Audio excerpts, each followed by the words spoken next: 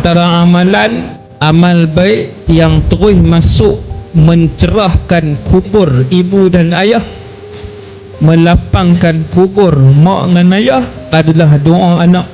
Selepas mak ayah meninggal, anak ni rajin sebut ketika dia dulu hidup ni, anak ni hidup, kalau dia rajin sebut Rabbighfirli dhunubi wa liwalidayya warhamhuma kama rabbayani saghira. Kalau sekarang tuan-tuan sebut mak ayah ada di alam barzakh, sekarang dapat,